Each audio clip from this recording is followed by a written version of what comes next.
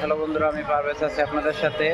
তো এই মুহূর্তে আসলে যে টপিক নিয়ে আপনাদের সামনে আলাপ আলোচনা করব সেটা হচ্ছে যে যারা অনেক দিন যাবৎ ফেসবুকে কাজ করতেছেন কিন্তু ফেসবুকে ভালো একটা রিচ এঙ্গেজমেন্ট ভিউ পাচ্ছেন না, তো তাদেরকে বলবো যে এই ভিডিওটা অবশ্যই দ্রুত শেয়ার করে দিন। আর এই ভিডিওতে একটি কমেন্ট করে দেন, তাহলে অবশ্যই আপনার পেজের রিচ এঙ্গেজমেন্টটা বেড়ে যাবে।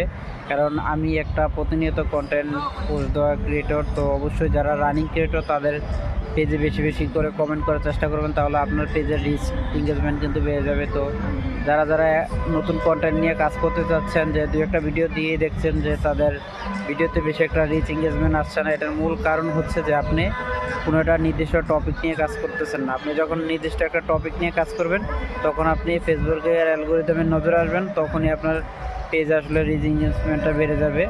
আর ততক্ষণ না আপনি টপিক নিয়ে কোনো কাজ না করবেন ততক্ষণ আপনার রিচ এঙ্গেজমেন্ট বাড়ার সম্ভাবনা খুবই কম।